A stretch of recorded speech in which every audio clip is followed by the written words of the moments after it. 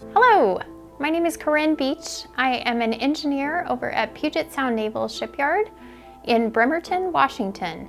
At the shipyard, we do maintenance and repair on aircraft carriers and submarines to support the Navy. Today, we're going to be talking about electrical circuits and make a Bristle bot. So let's get started. First off, we're going to do an experiment. So I have this toy, and the toy is just an electrical toy that has lights, a battery, and makes some noise. So if I were to put both hands on each end, it makes noise, it lights up, okay? And so the question is, why does this happen? You notice as I take my hand away, it stops. So what's happening is our bodies have a lot of water in them, which is a conductive material, water. And as I'm connecting, I'm making what we call a human circuit. So the electrical flow is traveling through me and through the toy in order to make the light and the noise start. So I want to try a couple of other materials with this. And I'd like for you to predict with each material what you think, whether or not the toy will light up and make noise or not. So we're gonna try a piece of wood. This is just a large popsicle stick. What if I were to put this on the end of the toy? So make your prediction. Do you think this wood will allow the toy to turn on or not? Let's try. Sure enough, it does not work. Okay, let's try something else. How about a piece of plastic? This is just the end of a toothbrush handle. All right. Again, no, it's not working. Okay, let's try a washer. Make your predictions. Okay, so the washer worked. It's made of metal. Metal is conductive. Okay, meaning that electricity is able to flow through that material. Whereas these two, the wood and the plastic, are called insulators. They do not allow electrical current to travel. Okay, let's try a couple of more things. How about a quarter? Sure enough. All right, and one more. How about a penny? Okay, the penny also works. So sometimes students think that the penny won't work, but in fact the penny is made out of copper, which is one of our best conductive materials. So as we're holding this toy and making this circle where the current can travel, when we're connected, we have what's called a closed circuit. You can think of that as a closed circle, okay, like this. When I put my hand away, I have what's called an open circuit. There is an airspace here where the current cannot travel anymore. Okay, that's called an open circuit. So open circle, open circuit. Okay, closed circuit, closed circle. Easy way to remember it.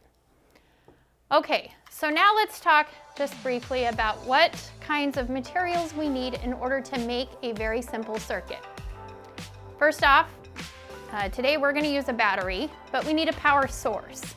So it could be a battery, it could be the plug in your wall at your house, it could be solar, could be wind, could be lots of different ways to power our electrical circuit. Today it's a AAA battery. All right, we also need the conductive wires. Okay, so the wires here that we're going to use, you'll notice that they have plastic on most of it. And plastic, as we learned, is an insulator. The plastic on these wires is to help protect us and to help make sure that wires don't touch where they shouldn't be and cause a short. So the conductive part are the ends of the wires here that will go into our system. Next, we need something called a load. Okay, today that's going to be a motor. It could be a light, could be a fan, could be all kinds of things, anything that needs electricity in order to operate. Okay, so today it's a motor. And lastly, I would offer that we need a switch so that we can turn our circuit on or off. Today that switch is going to actually be a blue rubber band. And we'll talk about how that works in just a little bit. All right, so those are our materials just to make a very simple circuit. All right. So with those materials, if you were to look at this drawing, and again, I'm an engineer, not an artist, so apologies for the stick drawing. We have the battery, a motor, and then the wires here. In this drawing, as it's currently shown, we have an open circuit, meaning my motor is off. I have this space here. There is no way that electrical current can travel, just like we saw with the toy when there's an airspace. If I want to turn the motor on in the drawing, all I've got to do is connect those wires. Okay, now I've got this rectangle, kind of like a circle. Electricity can now travel, and I have a closed circuit. My motor will operate in this sense. If I want to turn the motor off, again, I just open the circuit. All right, let's start our build. All right, so let's start with our build. As engineers, we do a lot of testing, okay? And we want to test to make sure that things work and that it works like we desire it to work. Okay, if it works and it doesn't work as intended, then I would offer that it doesn't really work, okay? So first off, we are going to take the red and black wires and insert them into the black box on the back of the motor. It does not matter which wire goes in which hole, okay? And you should be able to just push them down slightly. They don't have to be all the way in. Should be easy to push in. Now again, we're gonna make that circle, okay? So that we have our closed circuit. So I'm gonna take one end of each wire and touch it to the sides of the battery. The motor operates. This is a vibration motor. It should jump around a little bit. Okay, a couple of things when you're testing. I find that it's better to have the wire flat on the battery so that you have more area that is able to connect there and allow for conductivity, rather than this, a point. Okay. You also need to make sure that one wire on each side, not both wires on one side. We need to make sure that we complete that circle so that our circuit works. Lastly, make sure that you don't have the plastic on the battery. As we saw before, plastic is not conductive, and this will not allow the motor to operate. Okay. I'm going to set my motor aside for a moment, and we're going to build part of the body of the robot. So I'm going to use this straw to go over the battery. The straw helps protect the battery so that when the motor is vibrating on it, it doesn't take off the protective covering of the battery. Okay. Then this blue rubber band, remember I said it's going to be a switch. We're going to put it lengthwise on the battery, and I will tell you that this rubber band, this blue rubber band, likes to shoot off. It likes to slip off. So a little bit of persistence and patience here. Okay, keep trying. All right, so now I've got the straw over the battery and this blue rubber band around the battery. I'm going to test again.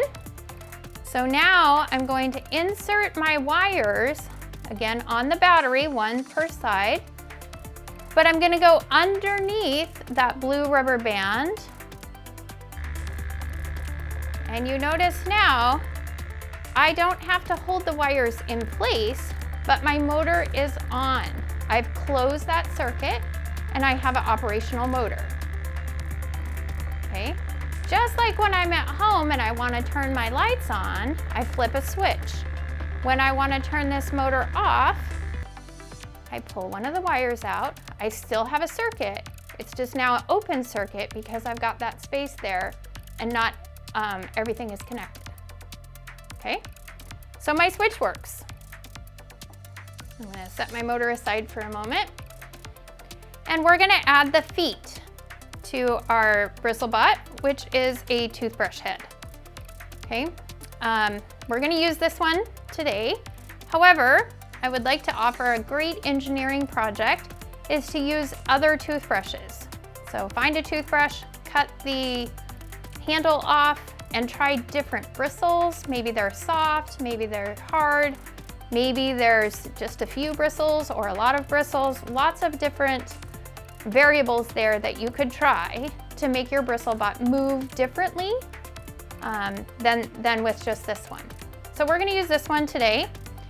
The battery and rubber band combination are gonna go on top of that toothbrush head. And then you have some blue rubber bands in your kit. To me, these look like orthodontic rubber bands, okay? And they're not too stretchy.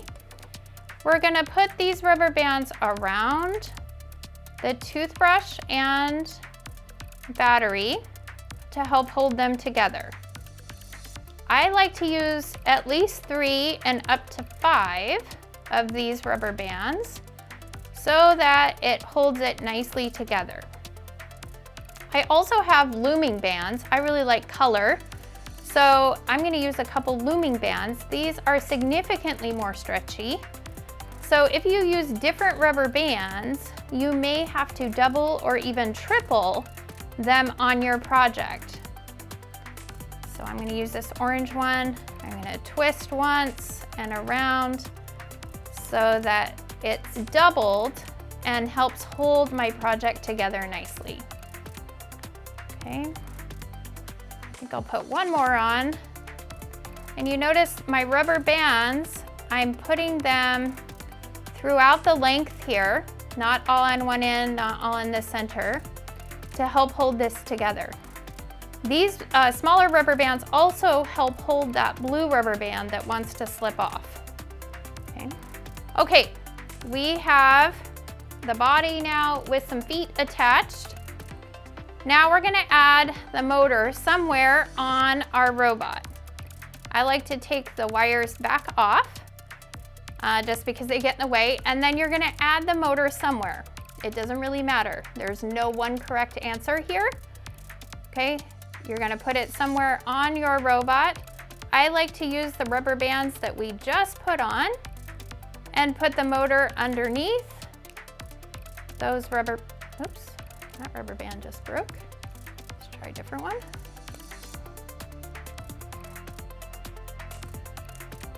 Okay. So I like to put a rubber band in between the black box and the back of the motor, and then also one over the belly of the motor. That helps keep the motor in place. It doesn't slide around. The only wrong answer here is that if this one on the belly moves and gets caught around the propeller shaft like this. If you have this happen, the propeller doesn't move and your robot will not dance. Okay, so you want to make sure that the rubber band is not impeding the propeller shaft or the propeller from turning. Okay, so I'm going to try my motor here. Again, I'm going to put the wires back in. Again, it doesn't matter which wire goes in which hole. Okay, it is buzzing. I'm going to use my whiteboard here as an arena. All right, so it's moving. It's kind of slow. I may want to try different things in order to make it either faster or move differently. So I'm gonna leave that up to you to decide what you wanna try. Again, you could try different toothbrush, different kinds of bristles. You could move the motor, right? Maybe put the motor in a different spot, maybe turn it around, all kinds of different things there.